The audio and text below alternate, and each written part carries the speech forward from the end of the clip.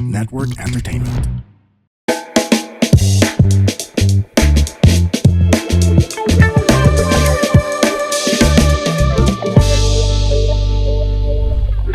Sometimes I come across people on Instagram that I follow, or I come across them accidentally, and I get very curious about them, and then I follow, and then I listen to whatever they post, whatever they say.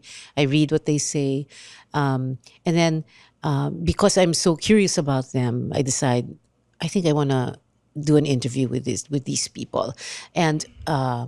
One of these people is Gabe Pineda, who I just happened to see on Instagram, Gabe, and I invited you here to the podcast to Let's Talk. Also because you were saying that you wanted to come on the podcast, and I said yes. I wanted to talk to you. Parang Nag-match na rin po. nag-match na Opo. yung expectation at yung ano.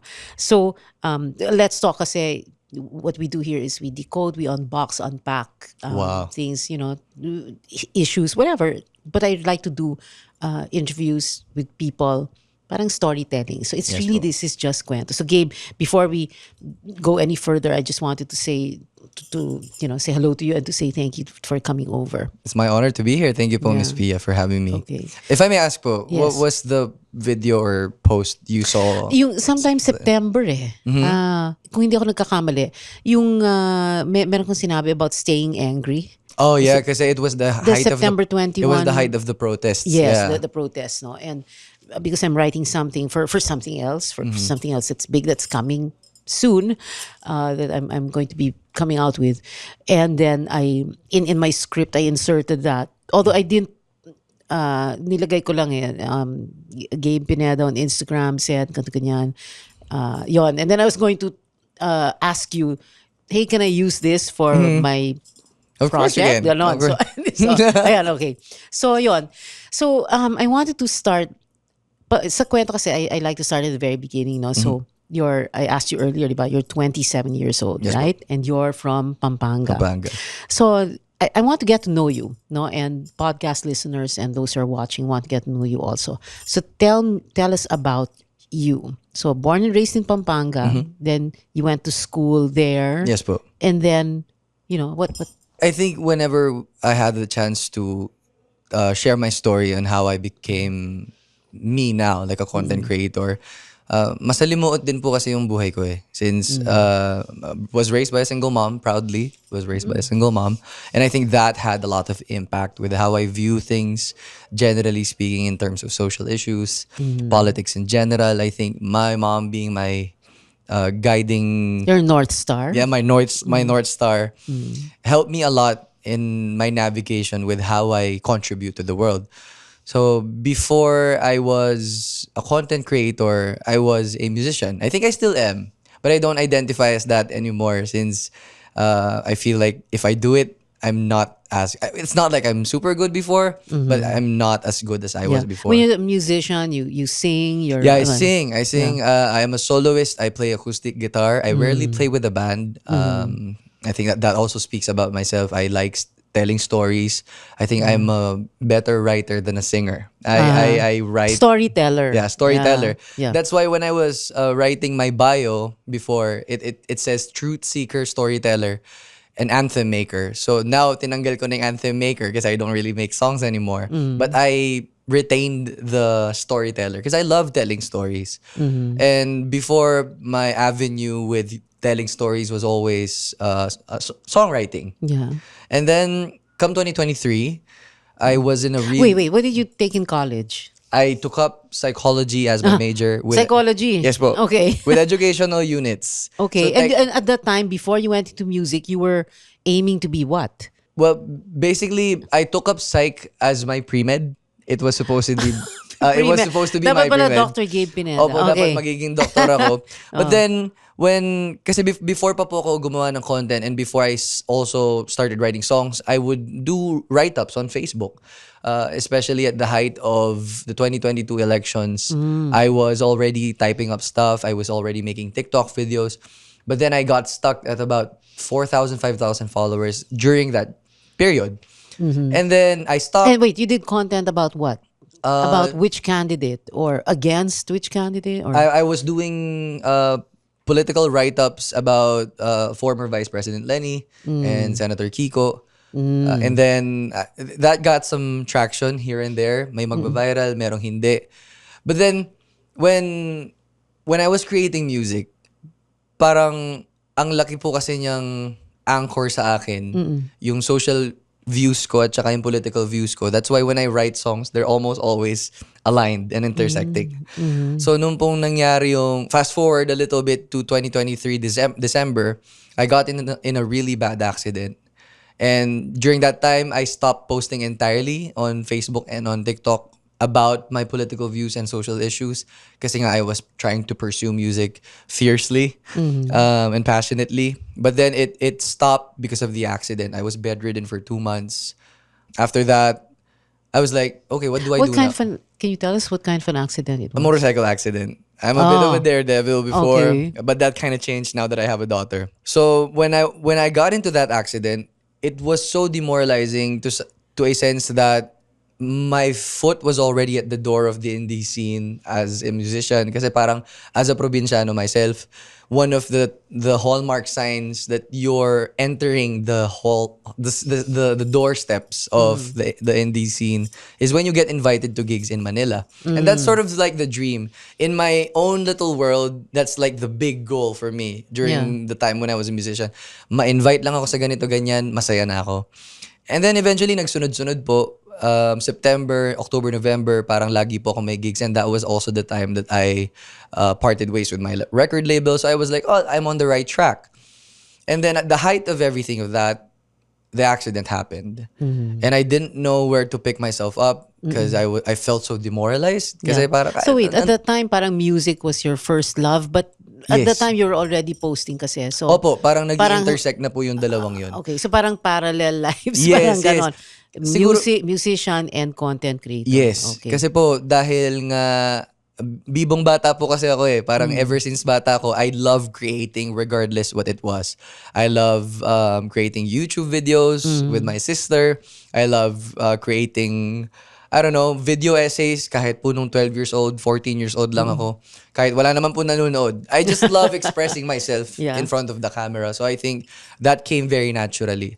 So nung pong pagdating nung post-accident na, and I was at the bowels of my defeat. Parang ganun. Ang sakit po ng pakiramdam ko no, not only like physically but Emotionally, para bang where do I go from where here? do I go from here? Kasi Yeah. parang andun na ako eh. Like I was Yeah. so close and then this happened. So did I not want it enough? Did I want it too much? Did I push for it too much?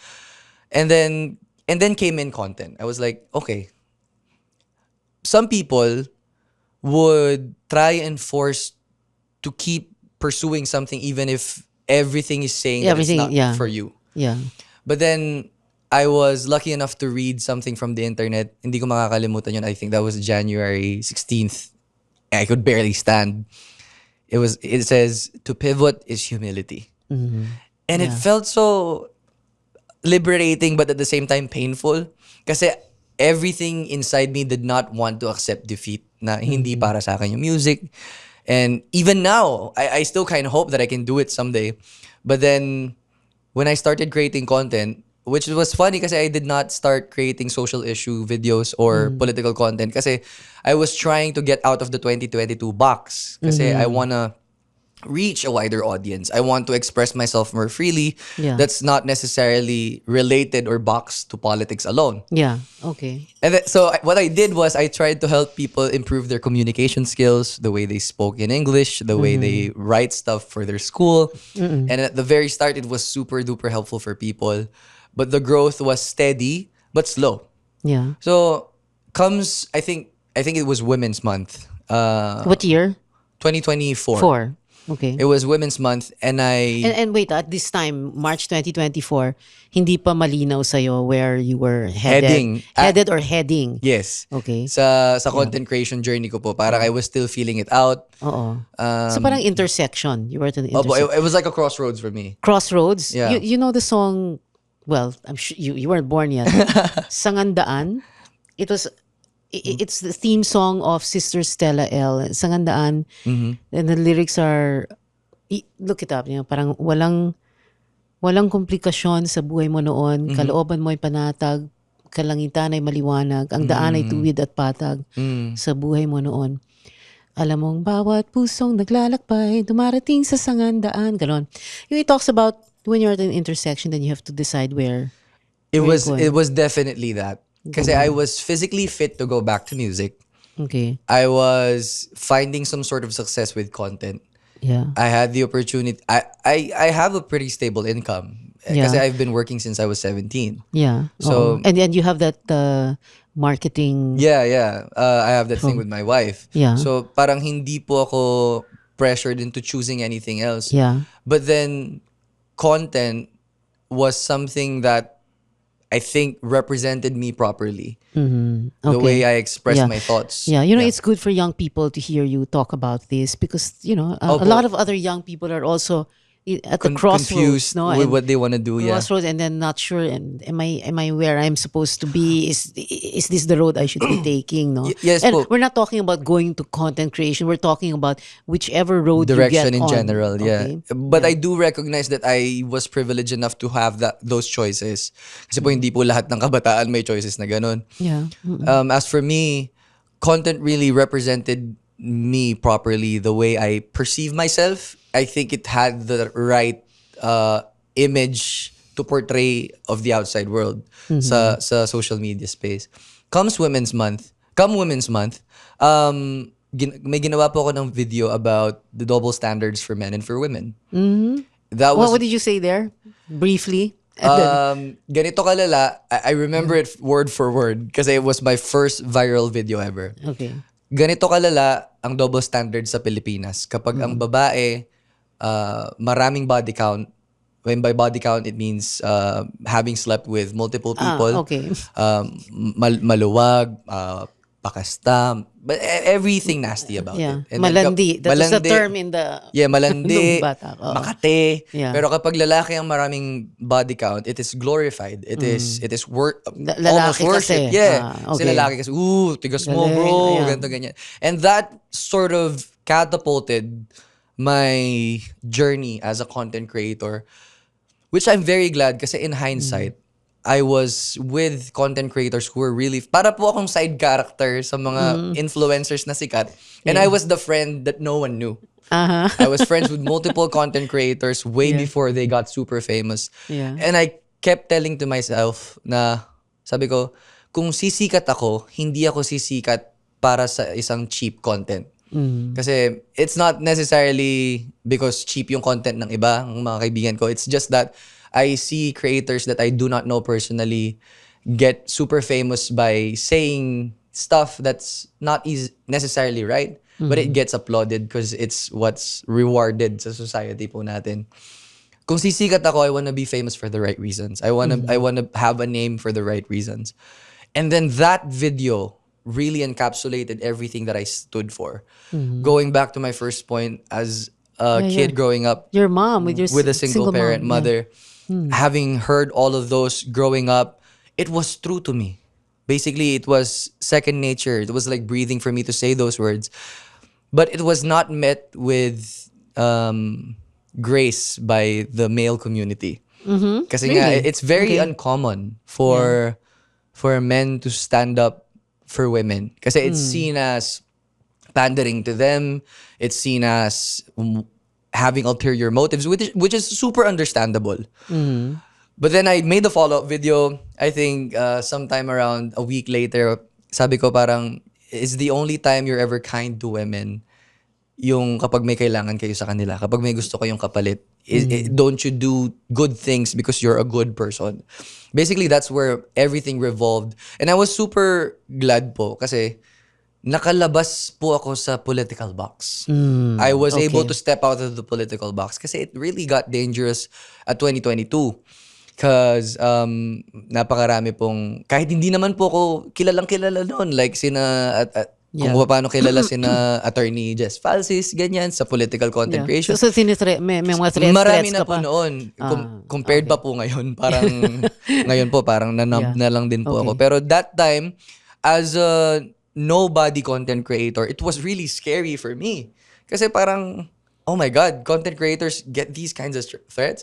So primarily, the reason why I wanted to go out of the political box is just so that I could get rid of those people. But then eventually it started pulling me back kasi social issues often intersect Yeah. with political issues. Right, right. And it gave me a lot more leverage to talk about things that matter. Kasi kahit naman po social issues yan or political issues yan, nagkaroon po ako ng platform na kinailangan ko para makapagsalita. And Okay. to this Yeah. day, parang I still see myself as a regular dude. Even if I go to events, I still get super nervous. I shake. Even now, Yeah. like being here, Oo. it never gets old. Parang Yeah. it's Well, always... yeah, no, that's a good sign when you're nervous eh. That means you're preparing yourself. My mom diba? says that You're- all the time. Yeah. Sabi It's po part niya- of your pep talk for yourself. Sabi po niya, Yeah. kabahan Oh my ka God. na pag di ka na Oo. kinakabahan. Yan. Kinakabahan Yun, ka tama. kasi you care. And then, Yeah. it's sort of like a grounding attitude para po sa akin, Miss Yeah, Pia. Parang, ako po, personally, I'd rather me be nervous all the time and then Yes, just go yes. for it once Oo. it's go time. Kesa yung super kong confident and Yeah. then wala pong kwenteng gagawin ko Pag after. super confident ka, hindi ka na alisto eh. Totoo And then po. magkakamali ka, di ba? Hindi na din Oo. po kayo nag-grow nun. Yes. Parang sa Yes. akin po, dahil lagi po akong kinakabahan, lagi Yeah. po akong, I always question the things that I say and do. Although meron po akong some sort of confidence with what I know kasi I study extensively. Kumbaga Oh, that's very important. sabi nga po ni Mayor Vico, pag-aralan mo, alamin mo lahat tungkol sa ginagawa mo. Yes. Kasi po, minsan lalo na po yung mga kabataan ngayon, they confuse confidence with arrogance. You can be confident but ultimately humble. Parang confident ka sa skill set mo. But at the same time, yung pong kaba talaga hindi nawawala. Yeah, yeah. So going back po dun sa pag-create ng content,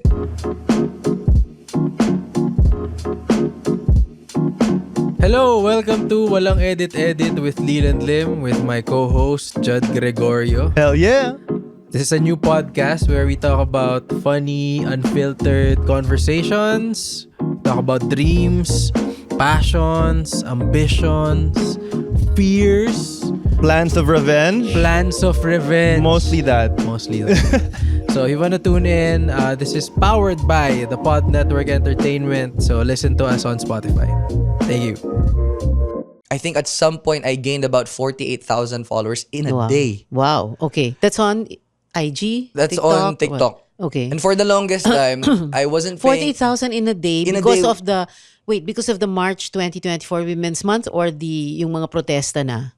Or before that? Before that. Before po. that. Kumbaga Okay, po okay. parang yung pinaka nag-drive na... Actually, we can check Yeah.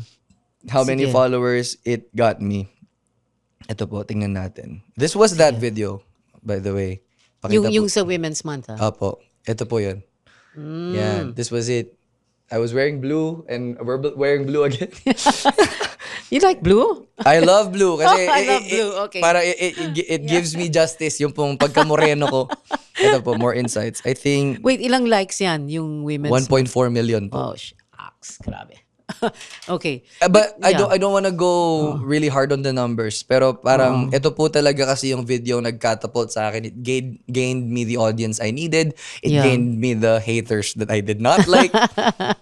Ito po.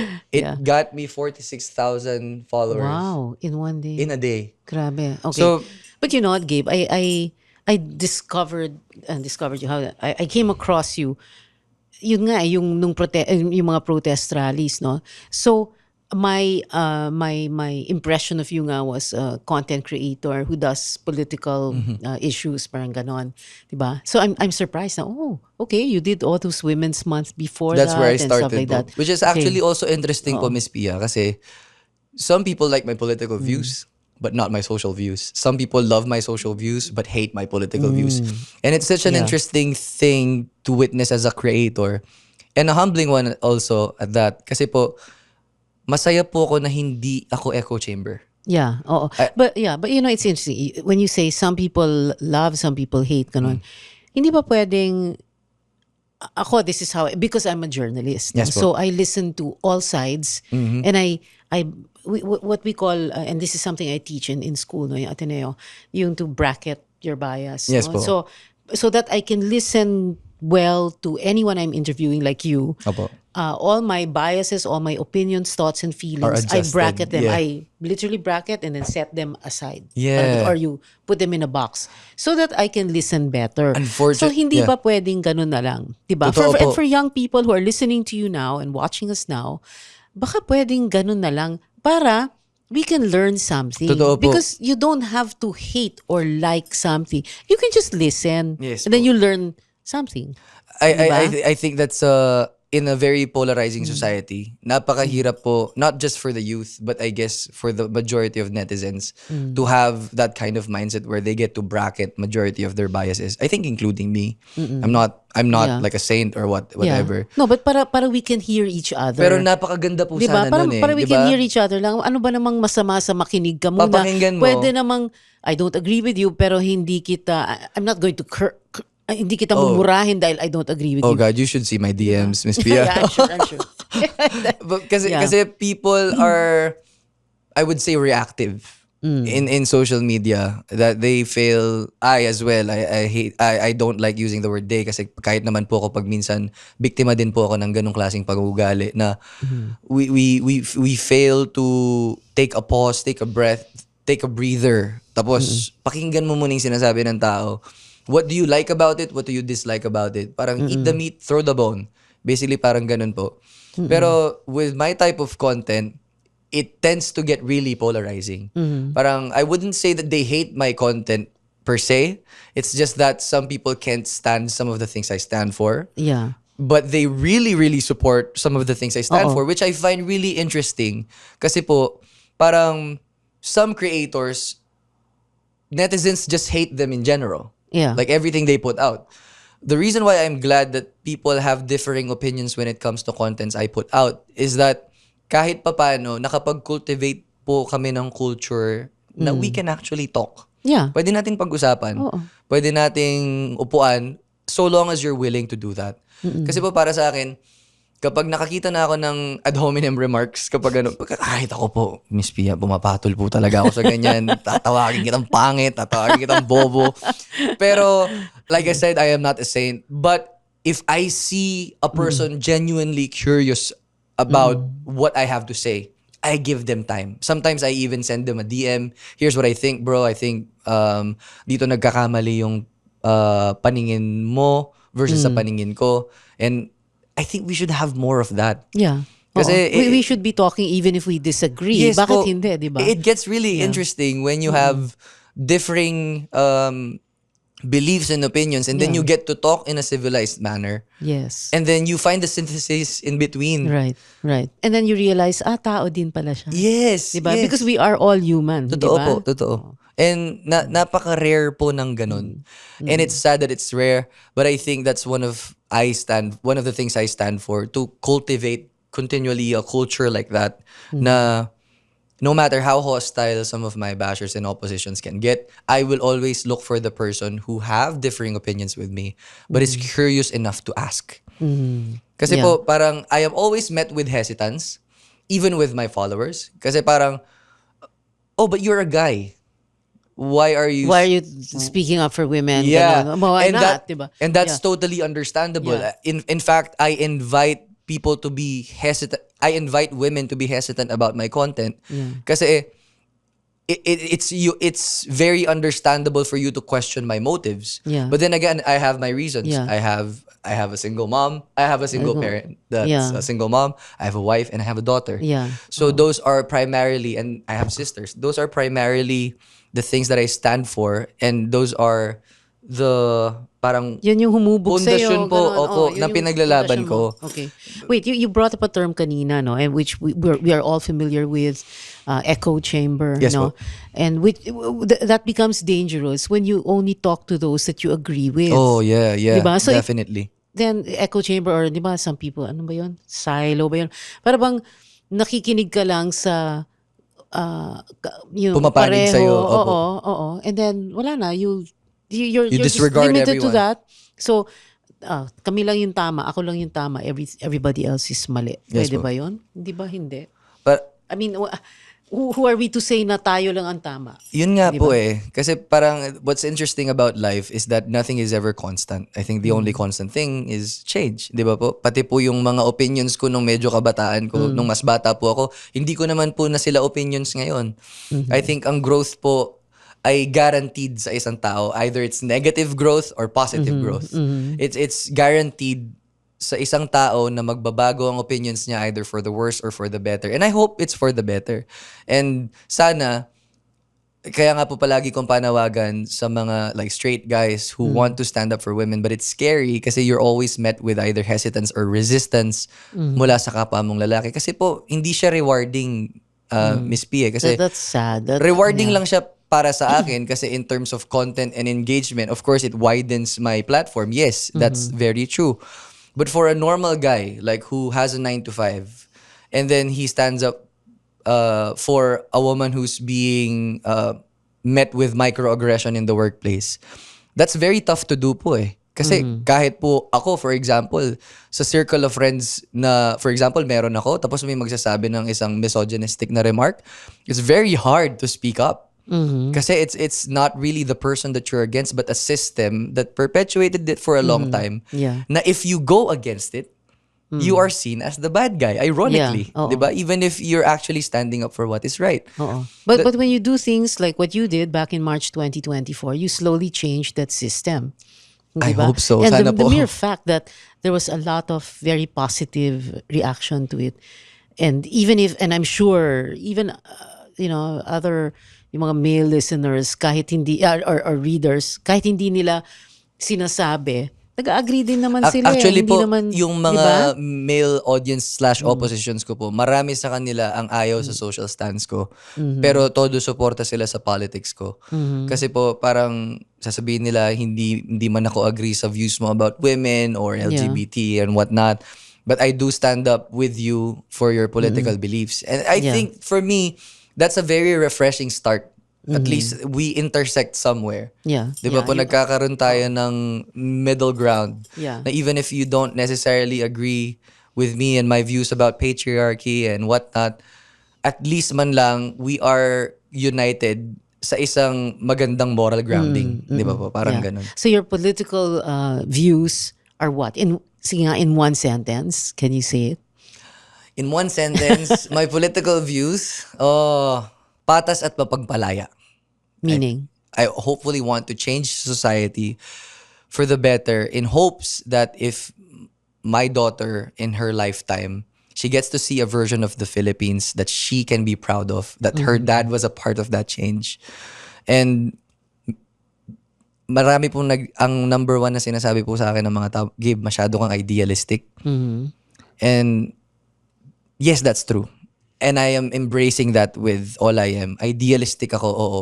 Because pagod na ako sa reality meron tayo. Yeah. In fact, what drives an idealistic person to become idealistic is the reality that they face every day.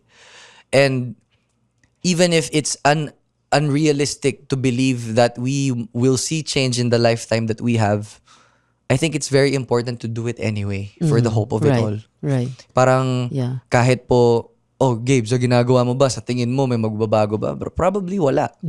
Pero But at we least, need to plant the seeds now. yeah, we have to Ganon. plant the seeds now because we owe it to the people that came before us and the people that are coming soon. Di ba? Parang, ako po kasi before we had a kid, one of my beliefs was that one of the worst things you can do as a human being is to knowingly put another human being here on earth. Because alam mong may pagdadaanan siyang masama, masasaktan siya, malulungkot siya. So I guess the least that I can do to mitigate that kind of guilt that I have for putting my daughter here is to do everything humanely possible to at least make the world a safer place, a better place for her. Especially because she's a woman. Diba? Lalaki po siyang babae sa isang mundong, if I close my eyes now, am I satisfied with the state of the world that she's gonna grow up in? Definitely not. I want to create a space where she can walk safely without having the fear of her life. I want her to have access to proper healthcare. I want her to have education that's quality. A Philippines that she deserves, basically. to at least appease the guilt of like putting her here. You know, parang You feel guilty for putting oh her- yes. How old is she? She's 1. She just turned 1 year old. What's her name? Her name's Drew. Drew. Yes Oh, po. cute naman. I don't show her on social Yeah, media. yeah. But, Hindi, sige. but this is her. Oh, cute. Ang pretty naman. Sobra po. Cute. And every time I feel tired and exhausted of the things that I do, because trust me, Miss P, it's very exhausting to stand up and fight for the things you fight for, even if you're met with so much resistance. She makes it worth it. Parang she makes it all the more worth it and gratifying to know that whether or not I see outcomes in this lifetime or the next, I am satisfied That you did that, something. that I now. did something. Yeah. And I hope na if ang first instinct mo is to tell people like me that we're too idealistic, why not try? Why not try and challenge the systems Yeah. that we have? Why not try to challenge the status quo?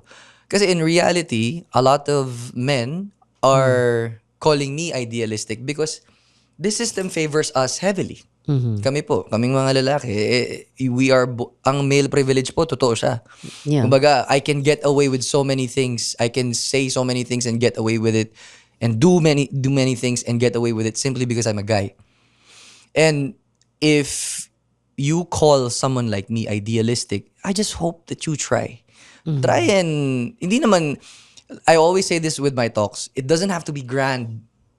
It doesn't have to be mighty. It starts with the little things when no one's watching. Yeah. Little things that, little things you allow. Little things Yeah. you compromise. Yeah. Kahit mga liit-liit lang po na bagay. Parang ganun po. And hope, Integrity. Opo. Integrity, doing the right thing even if no one is watching. but hopefully. Okay. So, kanina, like I said, diba? So, I came across your Instagram account at the time ng mga protesta. So, syempre political. And Kilig then you na have kilig po ako political nun, Miss P. content. Nung nag-follow po kayo. So, ngayon, parang, syempre, nag-heat up na ulit. Umiinit na naman because nga ang next na gagawin ay mamimili na sino ba yung mga tatakbo. Parang Opo. gano'n, ano. Tapos, paparating na election, 2020, it's just 2.5 plus years away, di ba? What is it that you hope you will see in the next few months? Well, obviously po, parang first things first, kailangan pa rin po talagang may managot dun sa mga pumutok na scandal about flood control issues. Hindi ba yun ang nangyayari ngayon? May Isa-isa na pong inaaresto, nangyayari. Opo, isa-isa na pong nangyari. May may kaso na, may paparating pa ng ibang kaso.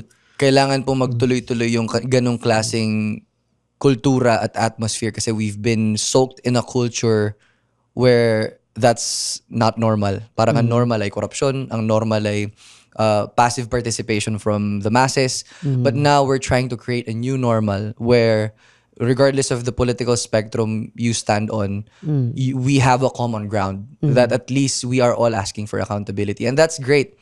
Kaya nga po, tinatry ko talaga ang best kung kagatin yung dila ko kapag may kausap ako sa kabilang partido at may nakakainis silang sinasabi. Kasi I don't want to drive them away. Kasi at the end of the day, we are all angry at corruption. Hopefully. We are all angry at the people who duped us and stole from us. And we all want them to become accountable. And as for what I want to see in the next few months, sana po yung mga champions ng good governance and ang icons ng good governance, magkaroon sila ng united front para makapag-send ba ng message that they are ready and they are equipped, basically. I don't want to say my bets yet. I don't want to... Yeah, it's too early. Masyado pa po maaga. Pero I have bets in mind. Hindi ko po alam kung sila mismo gusto nilang tumakbo. Pero sa isip ko po, meron na akong parang tinitignan na hopefully kung tumakbo to, susuportahan ko to. And sana po in the next few months, sana magtuloy-tuloy talaga yung kasi it doesn't die down because it's not trending anymore. It dies down because it's tiring. Nakakapagod po Yeah. siya for the masses. Yeah. Even, kaya nga po nung November 30th, di ba, obviously po, mas konti yung mga pumunta regardless kung Luneta or EDSA. Not because it's not trending anymore, but because people are tired. Yeah. People Oo, are, tsaka magpapasko na kasi. Magpapasko na Ganyan rin ang po kultura kasi. ng Pilipino. Di ba po? Magpapasko na, magpahinga tayo. Okay. Let the kids. Sa January ulit. Ayun, Oo. tuloy. Pero ayan nga po, ang ini-expect natin, lalo na February 25 is coming, di Yeah. ba? We are also preparing for that. I am preparing for that. Not just mentally, but physically. Kasi for sure, tuloy-tuloy din po niyan yung mga protestang mangyayari. Okay. We're gonna wrap this up na, Gabe, and I wanted to ask you this last final question. So, napansin ko rin dun sa Instagram account mo, you said na, you're, I forgot the exact words. What about you're open to guesting sa mga students, university, schools? Why are you doing that? And, what is it for? I want to mobilize as many youth leaders and youth people as much as I could with the time that I have. People ask me, Kuya Gabe, wala ba talagang bayad? Wala. I do it pro bono. If they give me transportation allowance, great. Maraming salamat po. Pero if hindi, I will still go to your event. The reason why I do that is, one, I want to mobilize as many youth as possible. Two, I want to give back to the community. Kasi po, scholar din po ako ng bayan. So, the least I could do with that is to at least impart what I have, my experience, my knowledge, and the things that I know to the young people, which are surprisingly very eager to have me on their event. Kapag po nandoon ako, na-overwhelm po talaga ako sa amount ng pag-welcome nila. And sometimes I forget that I actually am a content creator, if that makes sense. And it's always such a humbling experience to share stages with the likes of Mayor Vico and to Yeah, speak. yung that past Siglaban. Yes po. Yeah. And to speak in front of students that are probably more qualified than I am. And willing pa rin po silang makinig, pakinggan, and then their insights are great. And then they ask questions, and then after they have conversations with me, those are things that I will not trade for anything. Kasi parang nagkakaroon po ako ng opportunity to at least gather the youth to serve their purpose bilang pag-asa ng bayan. Kasi I feel like whenever we say kabataan ng pag-asa ng bayan, that sounds like unrealized potential. It's always in the future but never in the present. So what I would like to say is, ang kabataan ng pag-asa ng bayan ngayon. Ngayon. Yeah. Kailangan po natin ng kabataan ngayon. And that is something that a lot of politicians, regardless of where they stand, realized, especially during the May 2025 elections. Yeah. The power of the youth is overwhelming. And it surprised a lot of them. And I think the youth are tired. The youth are trying to gain their power back. They're trying to gain their voices back, which is great. And I would love to be behind them all the time. Sila po talaga ang reason ba't ako nagpapatuloy, lumalaban, kahit po nakakatakot. We do it anyway, even if it means doing it scared. Sila po yung nagpapatapang sa akin. Okay. Ayun. Gabe, thank you for coming on the podcast. I Salamat really po. appreciate this. And it's not just your views, no, it's yung the storytelling that you shared with us today. Salamat So po. maraming salamat, and I hope to see more of you. Yes po. Anyway, I follow you on Instagram. So Thank you po. Salamat po. So thank you for coming on Let's Talk. And yeah, I think we unpacked and talked I about think a lot this of things is and my first decoded. Yeah. in-depth interview about Yeah. me. Kasi I rarely talk about myself kapag po Yeah. interviews. Well, it's interesting. I Opo. needed to find that out. Kaya ito po ata yung pinakamaraming information na drenap ko about myself. So this was new to me. Oo. And thank you very much for having Yeah. me, Miss Pia. Salamat Thank you. Thank you for coming on Let's Talk.